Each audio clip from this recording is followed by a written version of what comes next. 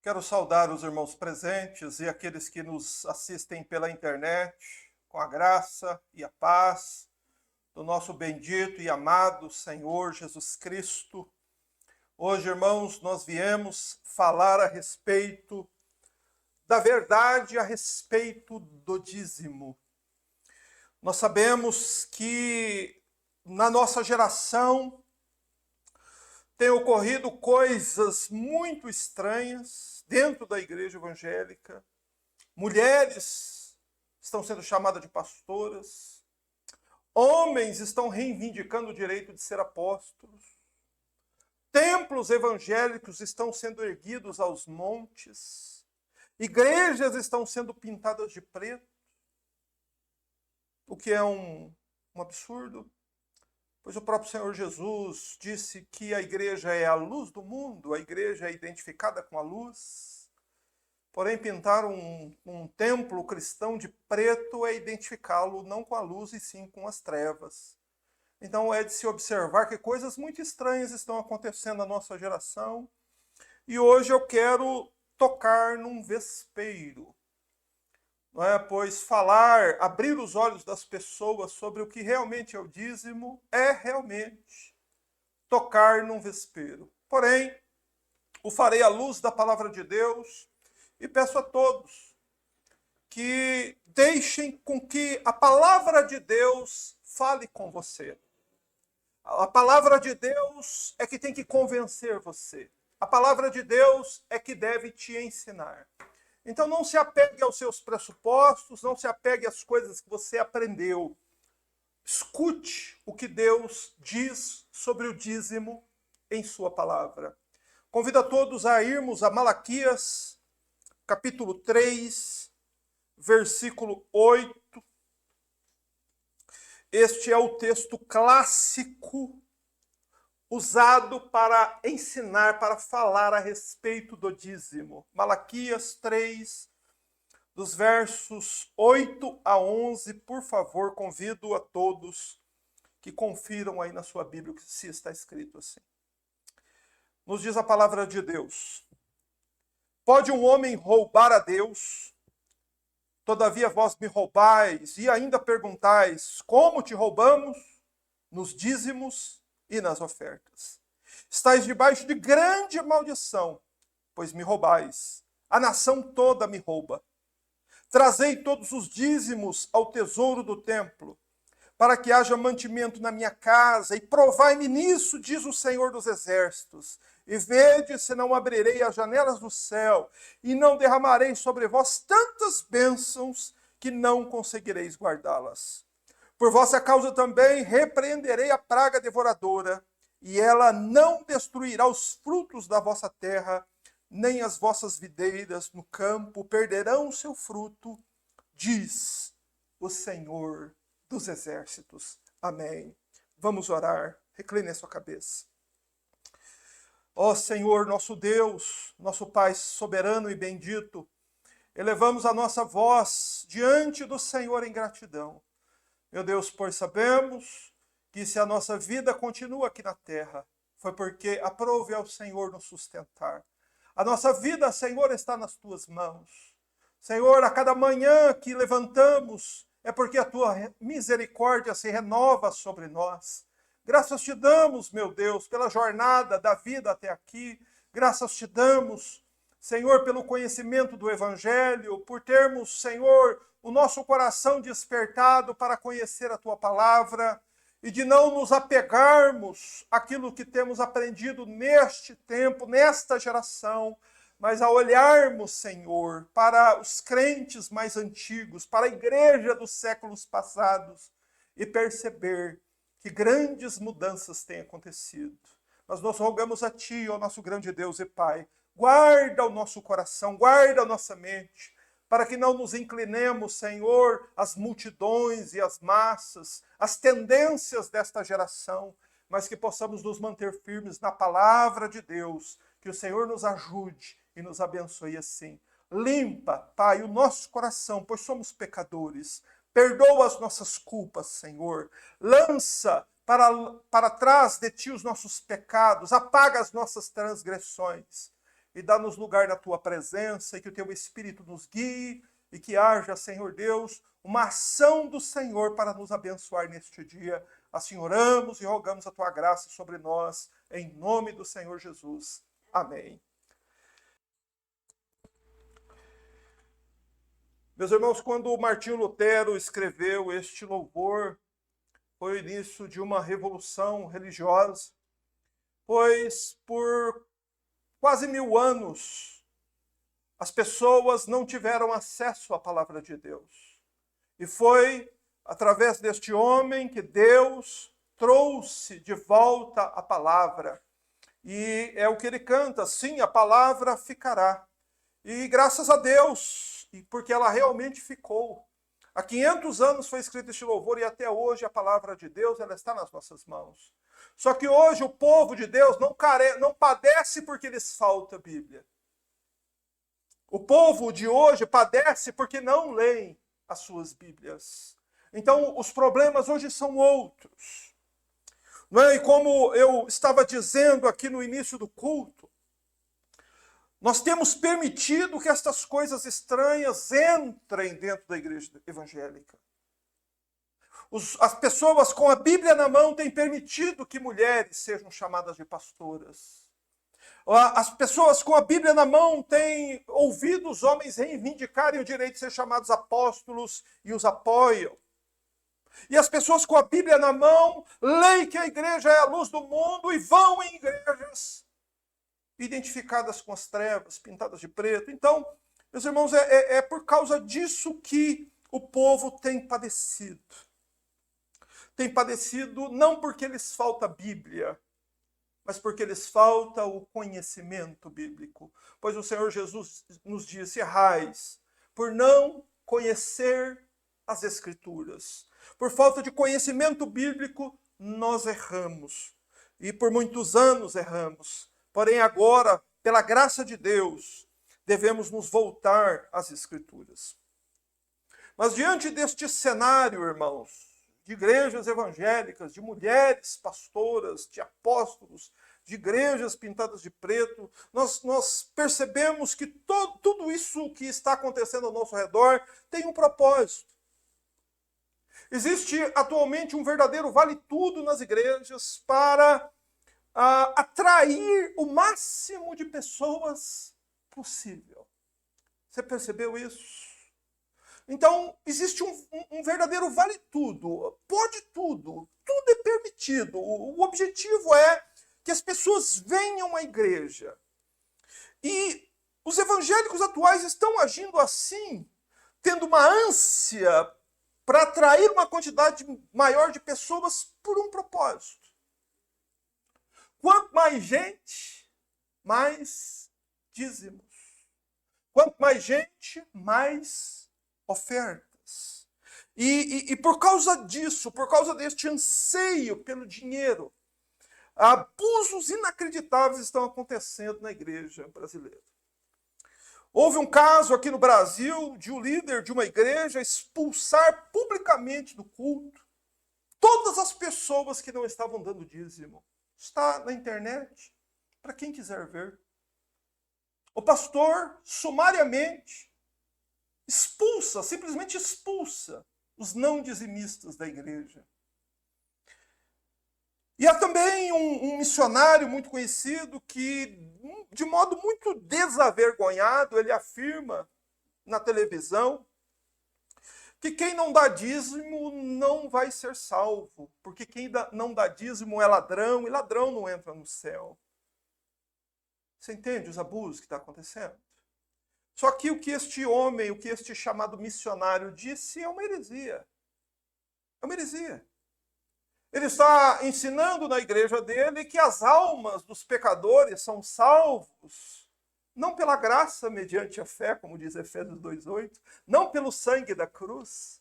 São salvos porque colocam um punhado de dinheiro no envelope e colocam em algum local. Entregam um punhado de dinheiro, 10% do salário.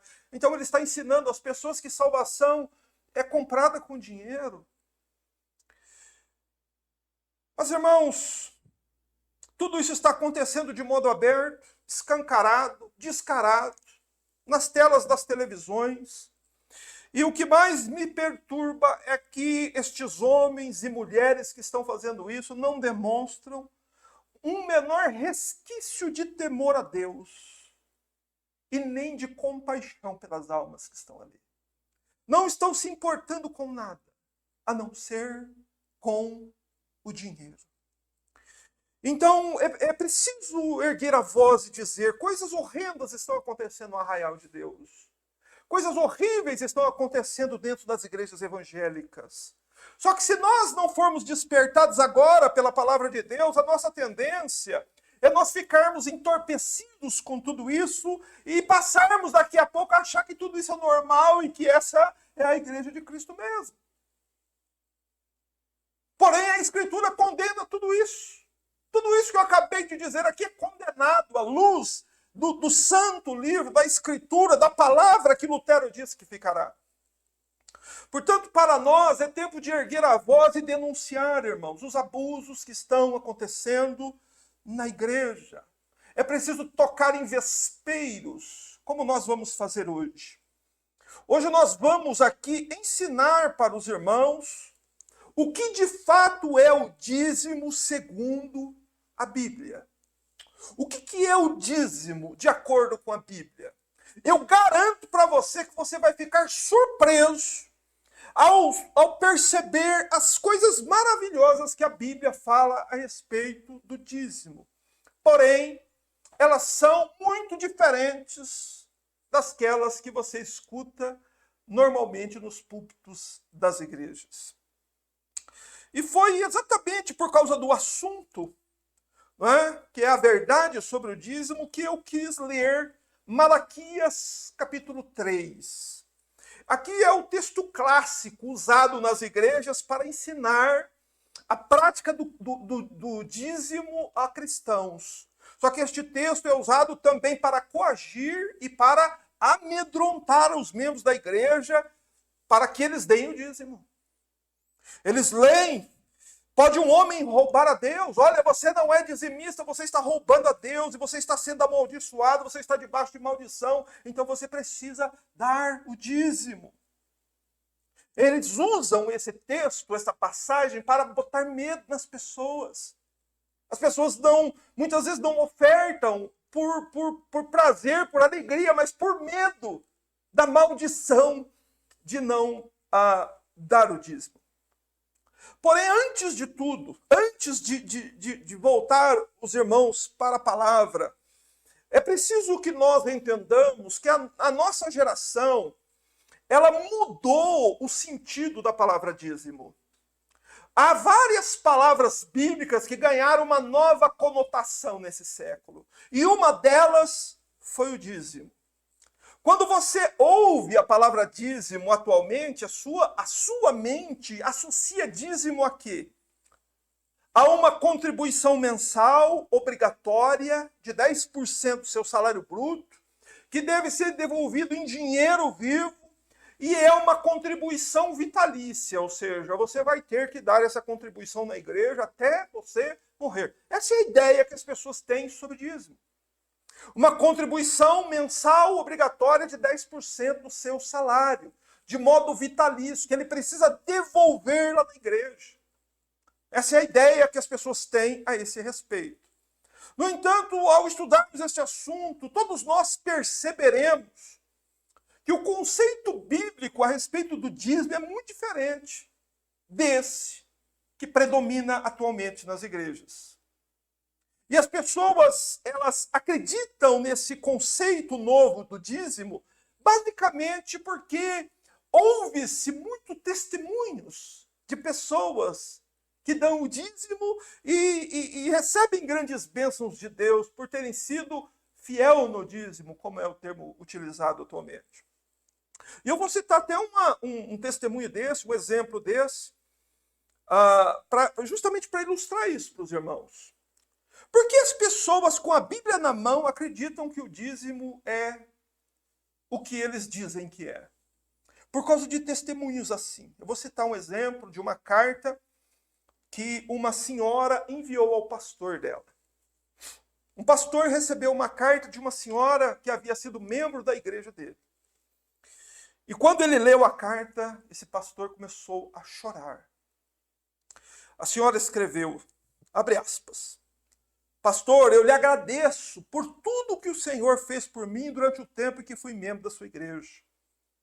Mas eu fui obrigado a mudar de localidade e passei a frequentar uma outra igreja.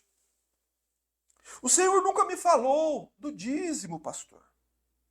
Mas o outro pastor me ensinou a ser dizimista e Deus me abriu as janelas do céu e tem me dado tantas bênçãos que eu lamento ter perdido 12 anos da minha vida na sua igreja, recebendo só maldição, quando Deus tinha uma grande bênção sem medida sobre a minha vida se eu fosse fiel no dízimo. Irmãos, de fato, para um pastor bíblico que ensina o evangelho genuíno, que passou 12 anos ensinando uma mulher receber uma carta dessa, a única atitude coerente é chorar mesmo. O homem tem que chorar. Né? E esses tipos de testemunho, eles prendem a atenção das pessoas e são largamente usados nestas igrejas para confirmar a veracidade do dízimo de 10% salário. Ok? Por que as pessoas acreditam nisso e dão o seu dinheiro nas igrejas? Porque elas acreditam nesses testemunhos. Entretanto, foi o próprio Martinho Lutero, escritor deste hino que cantamos aqui ao início. Martinho Lutero, lá na reforma religiosa do século XVI, ele disse assim: qualquer ensinamento que não se enquadre nas escrituras deve ser rejeitado, mesmo que faça chover milagres todos os dias. Ah, irmãos, se os crentes de hoje ouvissem apenas o conselho de Lutero, essa tão conhecida frase dele, muitos erros deixariam de ser cometidos. Eu vou repetir até o que Lutero diz. Qualquer ensinamento que não se enquadre às Escrituras deve ser rejeitado, mesmo que faça chover milagres todos os dias. Nenhum tipo de ensinamento que não esteja baseado na Escritura, mesmo que faça chover milagres, ele precisa ser rejeitado, porque ele vai levar ao erro, vai produzir o engano, vai levar a pessoa a se afastar mais de Deus, ao invés de aproximá-la mais de Deus. E esses testemunhos que ouvimos com tanta frequência, não é? Eles não podem autenticar a doutrina. Quem tem que autenticar, dizer que a doutrina é autêntica, é a Bíblia.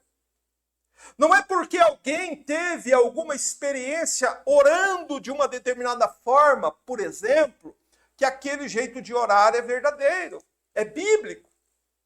Não é porque eu fiz alguma coisa e aconteceu alguma coisa que Deus está aprovando aquilo que eu estou fazendo. Eu não sei se eu estou me fazendo entender pelos irmãos.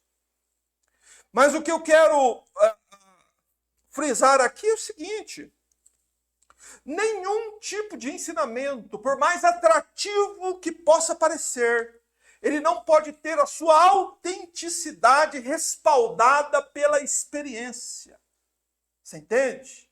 Não é uma experiência que você teve que respalda, que diz que aquilo é algo que Deus fez, que é uma bênção de Deus e que Deus aprova você. É a Bíblia que tem que dizer isso. Ok? Então as pessoas ouvem esses testemunhos de pessoas que não eram dizimistas e que se tornaram dizimistas e que foram fiéis dizimistas e que a vida dessas pessoas mudou assim da noite para o dia. E então as pessoas elas acreditam que isso é verdade por causa da experiência. Mas nós não podemos ser ingênuos ao acreditar nas coisas desta forma. Nós precisamos entender que a Bíblia é a única fonte da verdade. A Escritura é a palavra de Deus e é a fonte da nossa fé e prática. E nada fora da Bíblia pode nos ensinar, nos aproximar de Deus, ou nos fazer, nos tornar mais crentes ou melhores crentes. Por isso a gente deve se manter na Bíblia. Então eu quero hoje olhar para as nossas Bíblias, para que nós venhamos a examinar se, de fato, o dízimo que foi instituído por Deus no Antigo Testamento realmente diz respeito a uma entrega mensal de 10% do salário em espécie no lugar chamado igreja. É isso que eu quero conferir com os irmãos na Bíblia. Não é? E eu garanto que você terá muitas surpresas hoje. Você vai aprender muita coisa que você sequer imaginava. Mas primeiro nós vamos falar a respeito do que era o dízimo e do modo como o dízimo era utilizado na antiga aliança. Ok? Por isso, nós vamos recorrer à antiga aliança e eu quero que você deixe marcadinho aqui Malaquias 3 e vá a Gênesis capítulo 14, versículo 20. O texto será projetado. Porque em Gênesis 14, 20, a palavra dízimo aparece na Bíblia pela primeira vez. E é muito importante nós olharmos o que aconteceu em Gênesis 14, 20. Eu vou pegar só a parte final do versículo para ser breve. Quando o texto diz assim: e Abrão deu-lhe o dízimo de tudo. O que aconteceu aqui? Abraão, depois de vencer uma guerra, ele toma os tesouros dos seus inimigos e ele oferta a Melquisedeque, rei de Salém, o dízimo de tudo que ele ganhou na batalha. E esse texto aqui ele é muito importante de ser lembrado e de ser mostrado aos irmãos, porque mostra a primeira vez que o dízimo surge na Bíblia. E por qual razão ele surge? E também nos traz uma outra informação que você não deve esquecer. O dízimo surgiu na Bíblia antes da aliança que Deus fez com Israel. O dízimo surgiu na Bíblia nos tempos de Abraão. Moisés não havia nem nascido ainda, quando Abraão já deu os dízimos a Melquisedeque. É importante você guardar essa informação, porque mais para frente nós vamos precisar dela. Nos lembrarmos que o dízimo aparece antes da lei de Moisés. Mas agora nós vamos olhar para a lei de Moisés e ver por que Deus deu, por que Deus instituiu o dízimo para o povo israelita. Vamos olhar o dízimo agora, lá na lei de Moisés, lá no livro de Deuteronômio, é o 5º livro da Bíblia, Gênesis, Êxodo, Levítico, Números, Deuteronômio, 5º livro. Deuteronômio, capítulo 12, versos 5 a 7. E aqui nós vamos aprender várias questões importantes sobre o dízimo. Deuteronômio, capítulo 12, versículo 5 até o 7, diz assim: mas ide para o lugar que o Senhor vosso Deus escolher dentre todas as vossas tribos, para colocar ali seu nome para a sua habitação. Para este lugar levareis vossos holocaustos e sacrifícios, e vossos dízimos, e vossa oferta alçada, vossos votos e ofertas voluntárias, e os primogênitos das vossas vacas e ovelhas. Verso 7, preste atenção. Ali comereis perante o Senhor vosso Deus, e vos alegrareis, vós e vossas famílias, em tudo que puserdes a mão, naquilo que o Senhor vosso Deus vos tiver abençoado. Há muitos ensinamentos nesses 3 versículos aqui de Deuteronômio 12:5 que vai clarear bastante a nossa mente com relação a isso. Primeiro, nós precisamos entender que estas leis que aparecem aqui no livro de Deuteronômio foram dadas ao povo judeu, depois que o povo judeu foi liberto do Egito. Veja, Abraão ficou lá atrás. Depois Abraão, Isaac, Jacó, depois Jacó teve seus filhos, depois os filhos de Jacó foram levados para o Egito no tempo de José, depois passou os 430 anos e eles foram libertos do Egito, e então eles saíram pela peregrinação pelo deserto. Enquanto o povo estava peregrinando no deserto, o Senhor Deus foi revelando ao povo judeu as suas leis, porque Deus fez uma aliança com o povo judeu, com os israelitas. Então, estas palavras dizem respeito a esta aliança que Deus fez por intermédio de Moisés com o povo judeu.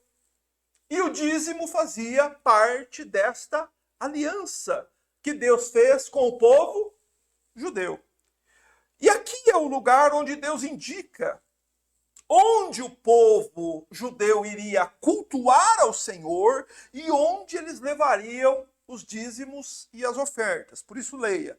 Mas ide ao lugar que o Senhor vosso Deus escolher, verso 5. Dentre todas as vossas tribos, para colocar ali o seu nome para a sua habitação.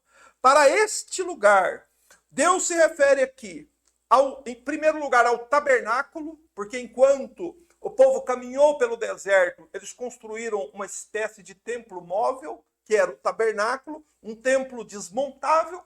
Então, o povo, enquanto caminhava pelo deserto, levava seus dízimos, suas ofertas ao tabernáculo. Mas depois que o povo chegou na terra prometida e conquistou a terra, construiu lá em Jerusalém, nos dias de Salomão, o templo, e então passou-se a levar as ofertas e os dízimos ao templo lá em Jerusalém. Porém, Deus já está dizendo aqui, é para este lugar, para o templo ou para o tabernáculo, né, que vocês devem levar os holocaustos, sacrifícios e os vossos dízimos. Entretanto, você vai notar aqui que em momento algum faz qualquer referência do dízimo com relação a dinheiro. Note que o dízimo, a palavra dízimo significa sim 10%, mas não diz respeito a 10% do seu salário, mas a 10% do trigo, do azeite, do vinho, 10% também de todos os animais que o rebanho produziu naquele período, e tudo mais que o Senhor abençoasse o seu povo. Então, o dízimo ele foi estabelecido por Deus na antiga aliança com um propósito. Qual era o propósito? O povo levar os dízimos, a oferta alçada, os votos, ofertas voluntárias. Né? Para os judeus, isso significavam animais, significavam azeite, vinho. Só que para o crente de hoje, quando fala de dízimo, oferta alçada, voto e oferta voluntária, o que ele pensa? Dinheiro, oferta alçada. Dinheiro, voto. Dinheiro, oferta voluntária, mais dinheiro. Você entende como a mente das pessoas, por ouvirem tanto algo, ela fica condicionada a pensar nisso sem avaliar o que estas palavras realmente significam. Mas o Senhor Deus está ordenando ao povo judeu que leve o trigo, o azeite, o vinho e também os animais para o sacrifício, e que levassem tudo para o lugar do templo, ou o templo ou o tabernáculo, né, no momento em que o povo caminhava ou depois que o povo chegou já na terra prometida. Mas qual era o propósito do dízimo? Qual era o objetivo do dízimo? Leia, por favor, o verso 7. Ali comereis perante o Senhor vosso Deus, e vos alegrarei, vós e vossas famílias, em tudo que puserdes a mão, naquilo que o Senhor vosso Deus vos tiver abençoado. Então veja o propósito do dízimo. Para que serviu o dízimo? O dízimo servia, e ele foi estabelecido na antiga aliança, para fornecer um banquete festivo. Você entende? Para quem? Para o ofertante, para a família do ofertante e para os levitas que estavam lá no templo, a serviço, a trabalho, eles que participavam, que prestavam o cuidado exclusivo com o culto. E isso, inclusive, está aqui em Deuteronômio 12:12. Né? Leia, por favor, Deuteronômio 12:12. Ele diz assim: e vos alegrareis diante do Senhor vosso Deus, vós, vossos filhos, vossos servos, vossas servas, bem como o levita que mora em vossas cidades, pois ele não tem parte nem herança convosco. Então, o objetivo, o foco, o propósito, a razão da existência do dízimo no Antigo Testamento não era pegar 10%, um pouco de dinheiro e levar e entregar para o levita. Não era isso. Não é isso que o dízimo significa na Bíblia. O dízimo significa esse banquete festivo promovido pelo dízimo. Você entendeu? No Antigo Testamento tem essa conotação. Ele não diz respeito a uma contribuição em dinheiro. E também o dízimo não é mensal. A Bíblia diz isso muito claramente. Vai aqui, por favor, em Deuteronômio capítulo 12, versículo 14.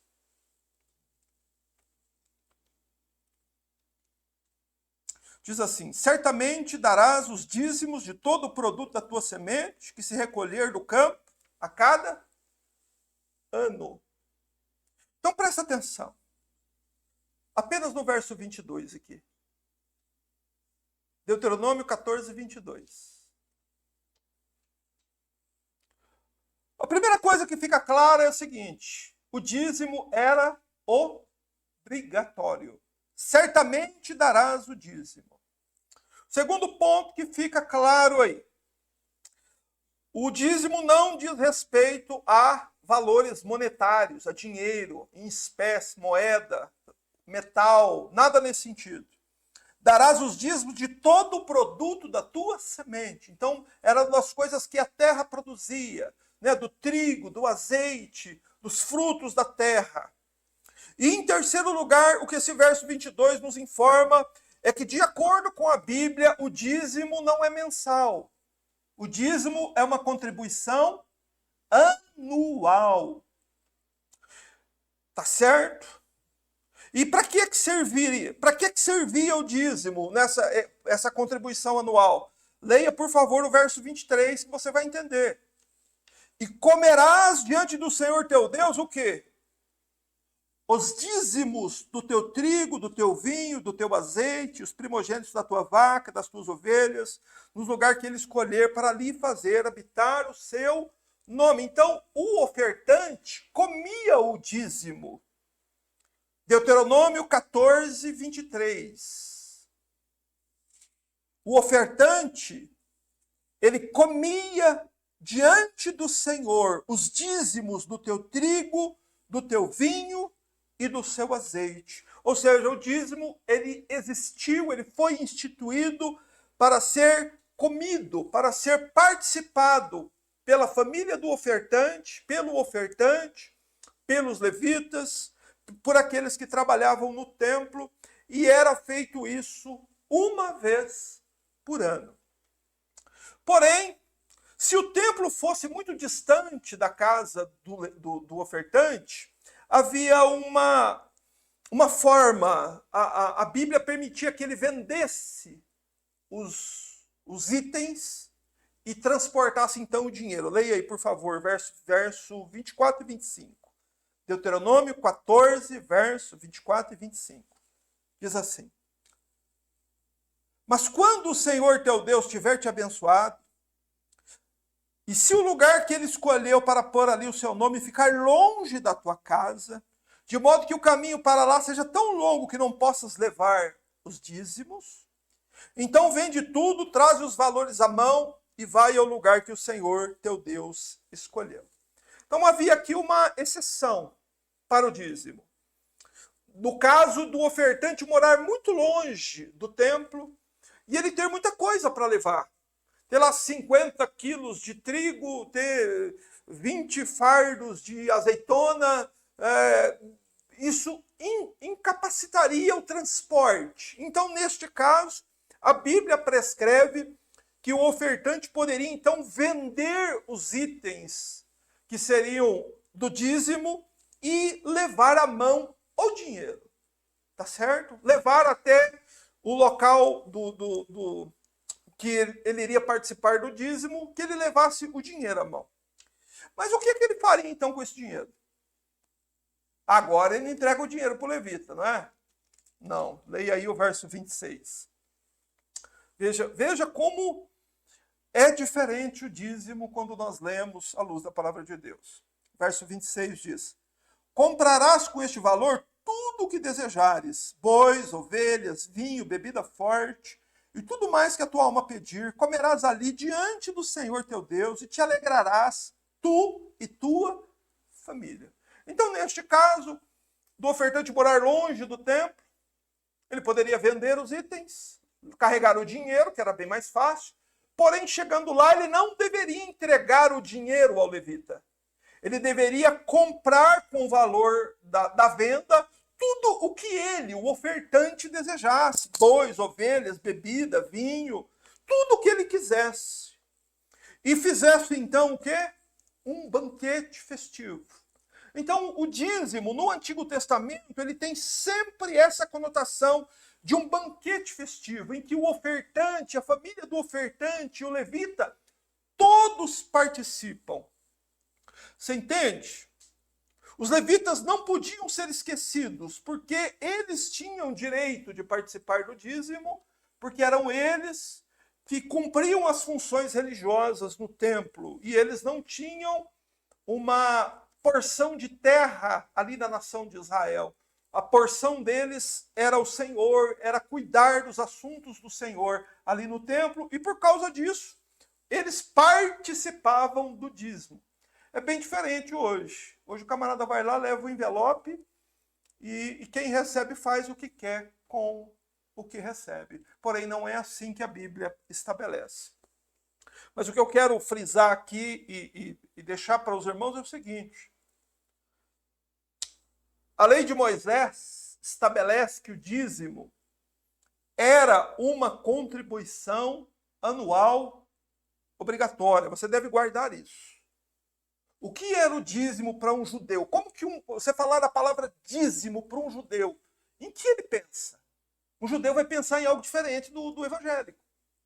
Um judeu vai pensar numa contribuição anual, obrigatória, não mensal.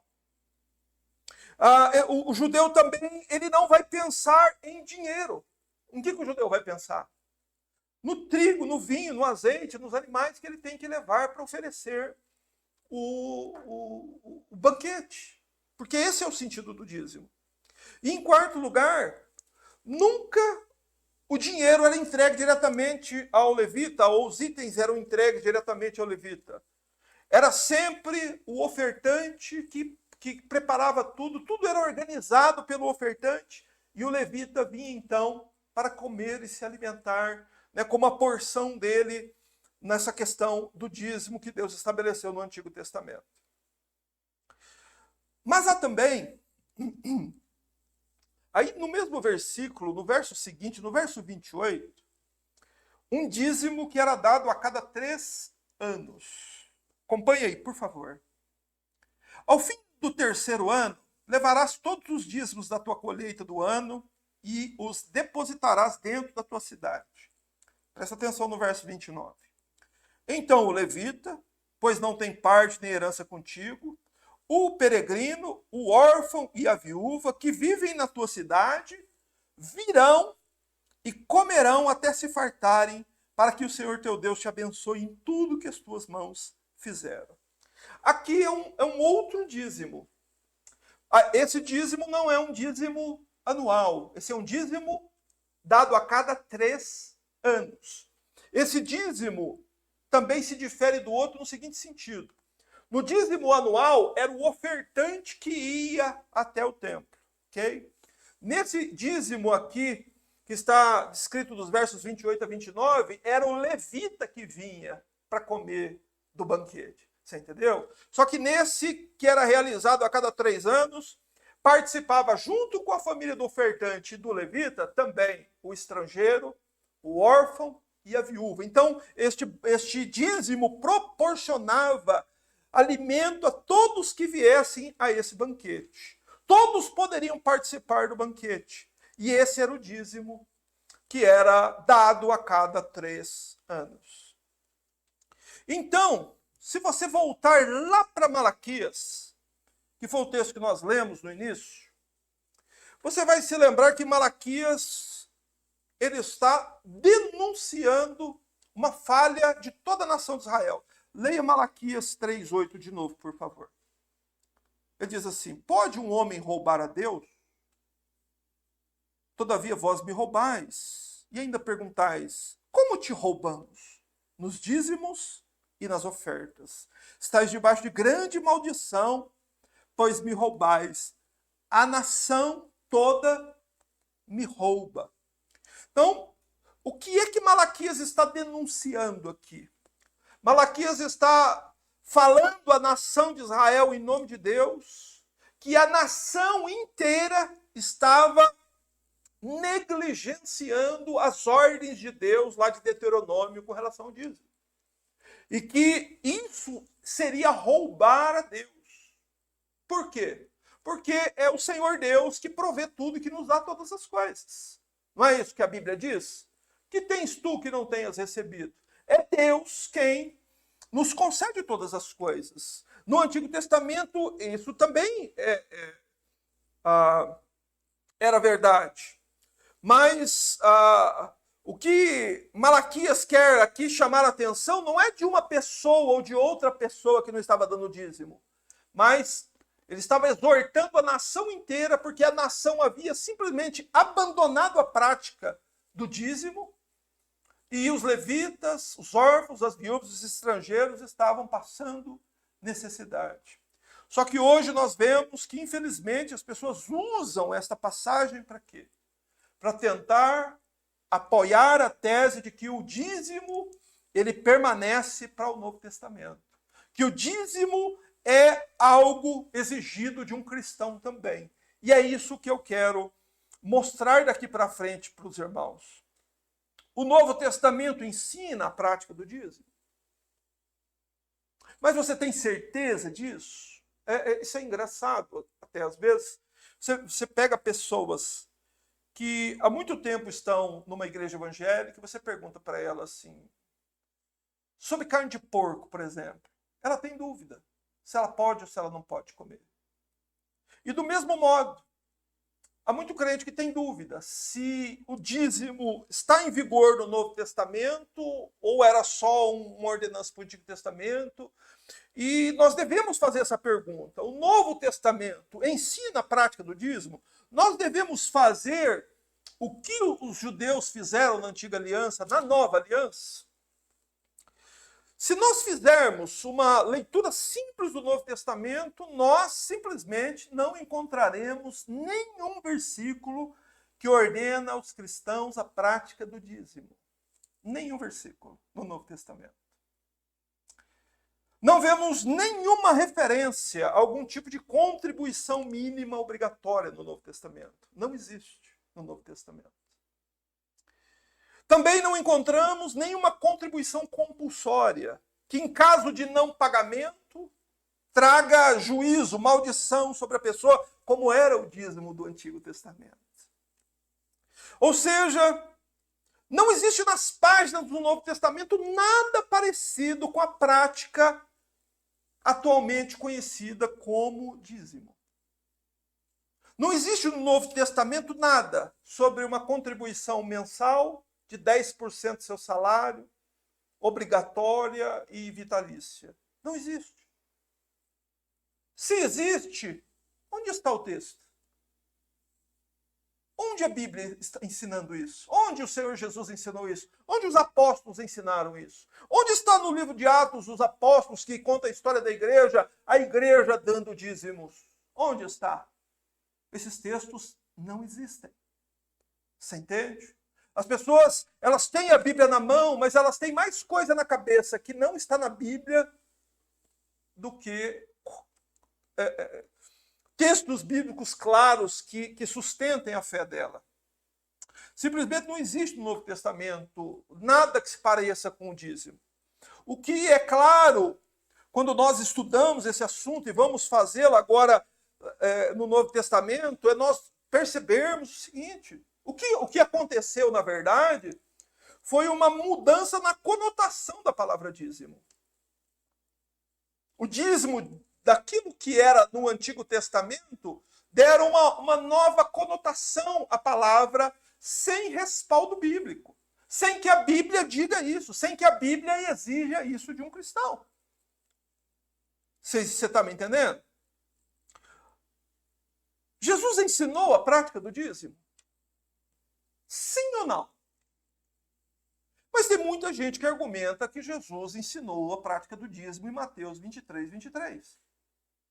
Esse é o texto do Novo Testamento onde muitos defensores do dízimo sustentam que Jesus, o Senhor da igreja, ele ordena que o cristão dê dízimo também. Então vamos olhar esse texto. Vamos fazer uma leitura honesta de Mateus 23, 23. Né? Lembrando aqui que nós devemos retirar os nossos pressupostos e inclinar o nosso coração para ouvir o que diz nosso Senhor. O que o Senhor Jesus está dizendo em Mateus 23, 23? É até um texto muito fácil de ser lembrado, né? Mateus 23, 23. Diz o Senhor Jesus assim: ai de vós, escribas e fariseus hipócritas, porque dais o dízimo da hortelã, do endro e do cominho, e omitis o que há de mais importante na lei, a justiça, a misericórdia e a fé. Deveis fazer estas coisas sem omitir aquelas. Cristo está aqui, neste versículo, falando sim sobre dízimo. Porém, sobre qual contexto e com quem Jesus está falando sobre o dízimo? Isso que nós precisamos entender. Qual o contexto? Sempre que se tira um texto do seu contexto, a gente sabe o que acontece. Você pode dar um sentido que você quiser à passagem. Porém, nós precisamos olhar o contexto. Você precisa perguntar aí, Jesus está ensinando, Jesus está exortando quem? Jesus está ensinando os seus discípulos a prática do dízimo? Muitas vezes Jesus ensinou seus discípulos e Jesus quis deixar um gesto na Escritura para dizer que ele estava se voltando e falando com os discípulos para que ficasse claro que ele estava ensinando aquilo aos discípulos dele.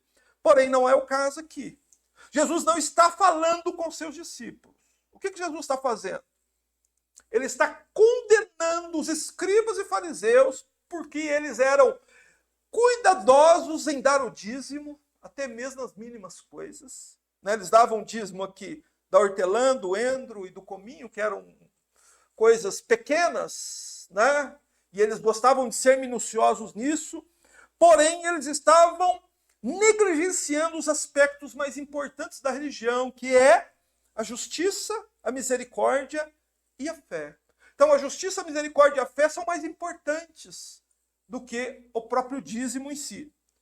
Só que nós precisamos levar em conta aqui o seguinte: Jesus disse que eles deveriam fazer estas coisas sem omitir aquelas. O que Jesus está dizendo? Que eles deveriam ser zelosos quanto à justiça, misericórdia e fidelidade, e que eles deveriam também continuar dando o dízimo. É isso que está escrito aí. Mas para entender corretamente o que Jesus quis dizer aqui, nós precisamos nos voltar a uma questão muito básica acerca da Bíblia. A Bíblia contém 2 testamentos, ok? Na Bíblia existem 2 alianças. Uma aliança que Deus fez com quem? Com o povo judeu, com a nação de Israel. Diga-se de passagem, escribas e fariseus eram judeus, tá certo? Então Jesus estava falando com pessoas que eram descendentes de Abraão, que eram pessoas que estavam debaixo da lei de Moisés, tá certo? Só que a Bíblia, ela diz que existe uma antiga aliança, e ela é chamada antiga por quê? Porque ela já passou, porque ela findou. E há uma nova aliança, que é nova aliança por quê? Porque essa aliança está em vigor. Mas o que é importante nós entendermos aqui, para interpretarmos corretamente o texto de Mateus 23, 23, é nós entendermos quando foi que a nova aliança entrou em vigor.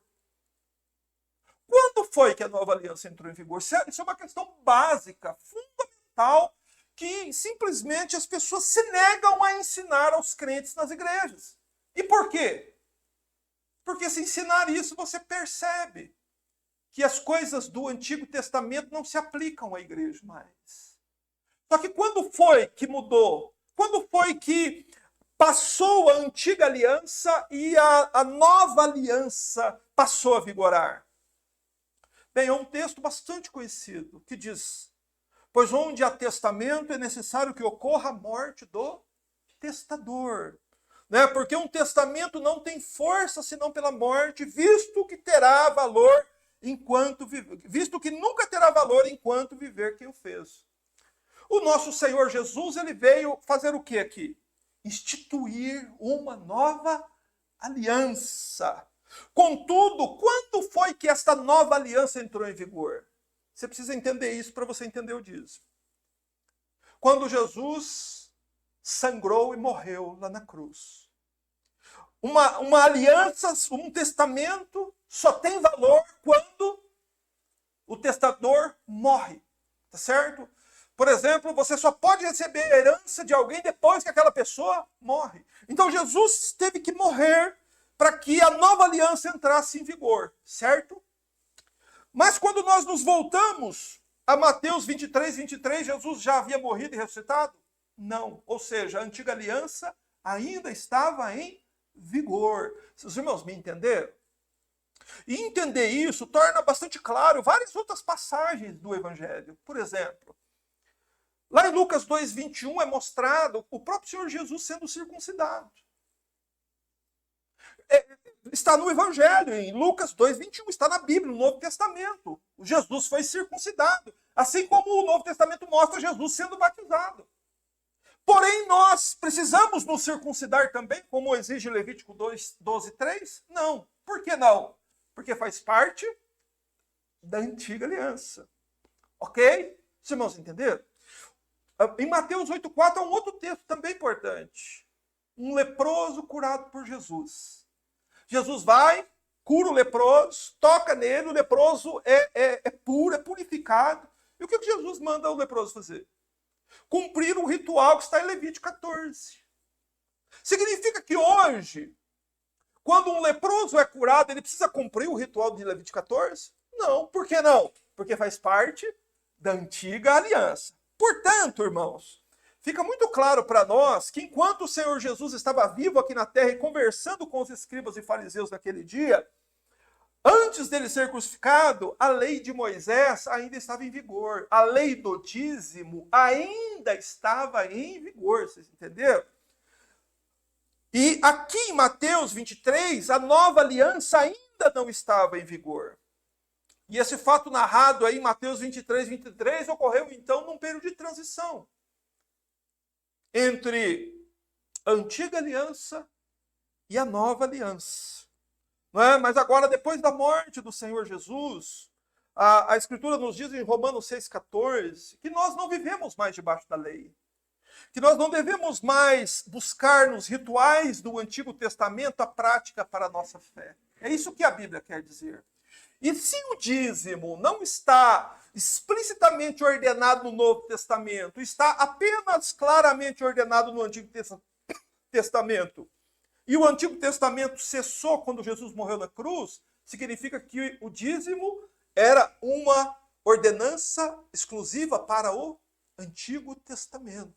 Tá certo? Jesus Cristo veio exatamente para isso, irmãos. Nos resgatar da maldição da lei. Só que o que é impressionante? Isso me impressiona. Os cristãos querem voltar para a lei. Você não leu em Malaquias que quem fale no dízimo uma vez está debaixo de maldição? Você percebe como as pessoas são tolas? Você percebe que Cristo nos tirou do dízimo exatamente por causa disso? Porque o dízimo faz parte da lei, e quem pratica a lei, se ele falha uma vez, ele está debaixo de maldição. E Jesus Cristo veio, como diz Gálatas 3,13, nos resgatar da maldição da lei. Você está me entendendo? Cristo nos resgatou, Cristo resgatou a igreja lá na cruz do Calvário da maldição da lei. Mas se Cristo fez isso, então significa que ele nos resgatou também da prática do dízimo. Porque o dízimo é uma prática contrária ao Novo Testamento. E por que é? Porque o Novo Testamento não contém nenhuma obrigação mensal de um valor de 10% do seu salário em dinheiro para ser entregue em lugar nenhum. Não existe esta ordem no Novo Testamento. No entanto, quem defende essa tese do dízimo, ele argumenta o seguinte, presta atenção. As pessoas não desistem facilmente do dinheiro, irmãos. Você acha que as pessoas não vão ter argumentos falazes para tentar sustentar o dízimo? O que as pessoas vão tentar argumentar? Muitos líderes de igreja, pastores, eu acredito que a grande maioria vai dizer o seguinte: não, espera aí, você está errado. Você está errado porque o dízimo existe antes da lei. O dízimo surgiu lá com Abraão, antes da lei. Então, quando a lei passou, o que foi estabelecido com Abraão não passou, não. Porque Abraão não fazia parte da lei. Você entende o argumento deles? Parece um argumento plausível, não parece? E muita gente acredita nisso, irmãos. Mas eu posso provar que isso é um engano. É possível provar que isso é um engano. Que mesmo tendo sido o dízimo estabelecido pela primeira vez lá com Abraão, quando Jesus Cristo expira na cruz, o dízimo ficou na antiga aliança. Okay? E como que se prova isso? Porque a circuncisão também foi instituída no tempo de Abraão. Lá em Gênesis 17, versos 23 a 27, não precisa abrir, claro, nós não vamos nem ter tempo de ler o texto, mas o que está escrito lá? Lá foi onde se instituiu a circuncisão. Você sabe o que é circuncisão? Né? Então, se todo mundo sabe o que é, eu não preciso ficar explicando. Não é? Mas, enfim, a circuncisão foi estabelecida também junto com Abraão, assim como o dízimo. Só que você vai notar que cristão nenhum pratica circuncisão. Não é estranho? Muita gente sustenta que a permanência do dízimo, porque o dízimo foi instituído lá nos tempos de Abraão, porém, cristão nenhum faz circuncisão nele mesmo ou em outros, sendo que a circuncisão também foi instituída nos tempos de Abraão. Você percebeu aí a incoerência? Você percebeu aí que, na verdade, a intenção das pessoas é de torcer a Escritura e de buscar algum pretexto para tentar fazer alguma coisa, sobretudo quando isso traz benefício financeiro? Mas se a circuncisão e o dízimo foram abolidos com a lei na morte de Cristo, por que o dízimo permanece até hoje? Por que a circuncisão, o sábado, a carne de porco, tudo isso ficou para trás? E o dízimo continua. Você parou para pensar nisso? A gente não para pensar. A gente simplesmente aceita. A gente não para perguntar assim, não, mas peraí, mas por que isso é assim? A gente não para. A gente simplesmente vai engolindo qualquer coisa. Mas espera aí, só mais um instante. Por que apenas o dízimo permanece e a circuncisão não? Porque o dízimo é o que faz a igreja ter dinheiro. Você entende? O dízimo, ele produz dinheiro. Né? No Antigo Testamento não produzia. O dízimo verdadeiro não produzia dinheiro, produzia banquete festivo. Porém, hoje, por darem outra conotação à palavra dízimo, dízimo se tornou sinônimo de dinheiro, e muito dinheiro. Por isso que as igrejas estão enlouquecidas, ensandecidas. E se pintaram de preto e colocaram luzes piscantes no palco e colocaram pessoas lá para fazer um show e todo mundo pulando. Não importa o que é feito. O que importa é, no final, passar um envelope, todo mundo encher o envelope e a liderança, então, encher os seus bolsos. E nenhuma preocupação com as almas das pessoas. Irmãos, essa é a razão do dízimo existir até hoje. Essa é a verdade sobre o dízimo. o que aconteceria se por algum milagre o dízimo fosse banido das igrejas? O que aconteceria? Se descesse um anjo do céu e fosse em todas as igrejas, e esse anjo, em nome de Deus, dissesse assim: parem de cobrar o dízimo porque ele é da antiga aliança.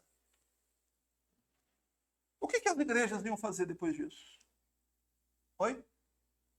Fechariam suas portas. A maioria das igrejas fecharia suas portas, literalmente. Por quê? Porque a razão delas estarem lá é o dízimo. O dízimo, a oferta alçada, oferta, voto e mais voto, e até para ceia tem oferta. Mas eu quero, então, diante da Escritura exposta aqui, fazer duas perguntas aos irmãos. Onde a Bíblia ensina sobre o dízimo como contribuição mensal obrigatória em dinheiro entregue na igreja? Pergunta. Anote essa pergunta e busque. Se por acaso quem me assiste participa de uma igreja que exige que ele dê dízimo, pergunte para o seu pastor. Pastor, onde é que está no Novo Testamento, aqui na Nova Aliança, no Novo Testamento, o mandamento, a ordenança de Jesus, ou do apóstolo Paulo, de Pedro, de João, Tiago? Cadê o texto que ordena que o dízimo seja contribuído mensalmente com 10% do salário nas igrejas? Onde que está esse texto?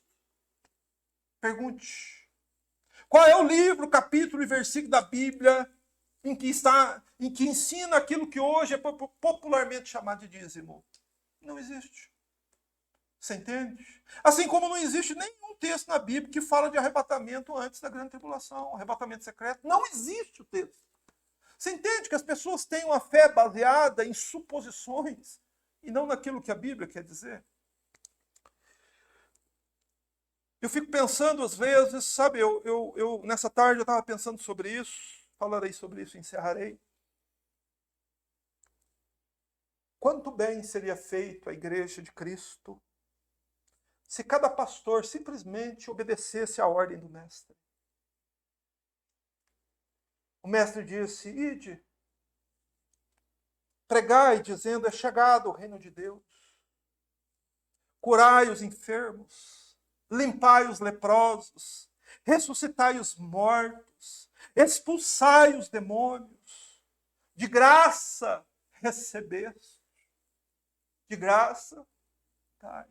Oh, meus irmãos, que bênção seria se o dinheiro fosse banido de dentro das igrejas, né? Se as pessoas, se as igrejas deixassem de exigir das pessoas, impor fardos pesados e antibíblicos aos membros da igreja e simplesmente fizessem aquilo que poucos estão fazendo, indo às palavras do Senhor Jesus e cumprindo o que ele ordenou. Ele ordenou que de graça, assim como nós de graça recebemos toda a bênção do Senhor, de graça devemos fornecê-la, devemos pregar de graça, servir de graça, trabalhar de graça.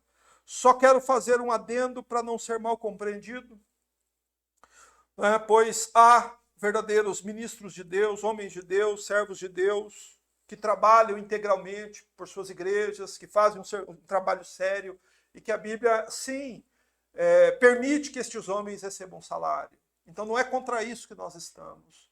Não estamos falando também, em momento algum, que ninguém deve contribuir, que as pessoas devem deixar de contribuir com as suas igrejas. Também não estamos dizendo isso. Nós estamos dizendo apenas que este dízimo, como ele é apresentado hoje, e as pessoas são coagidas a fazer essa doação, ele não é bíblico. Tá certo? Ele não é bíblico porque não tem amparo no Novo Testamento. Eu convido você a fechar os seus olhos e orar ao Senhor para que o Espírito Santo te conceda graça, para que o teu próprio coração e o meu sejamos corrigidos, para que possamos fazer tudo conforme a verdade. Senhor nosso Deus, nós rendemos graças ao teu nome e te adoramos pela bênção a respeito desta palavra, deste ensinamento, desta instrução. Senhor, pelo Espírito me ter guiado a falar destas coisas neste dia, pois por certo falaríamos de tantas outras verdades da palavra, porém bem sei, Senhor, que mesmo ontem eu me senti incapaz de falar sobre isso, e que tudo isso que nos foi apresentado, Senhor, foi por obra da graça de Deus, para despertar a nossa mente, para nos deixar, Senhor, simplesmente convictos da verdade. Abençoa-nos, Senhor, para que possamos ter corações generosos, abertos, prontos para ajudar, repartir, atender o necessitado, fazer caridade, ajudar aqueles que precisam, ajudar, Senhor, cada um nas nossas igrejas, nós fazermos tudo conforme a palavra de Deus nos prescreve. Concede-nos tua graça, aceita em teu altar o nosso culto e nos abençoe no nome de Jesus. Amém.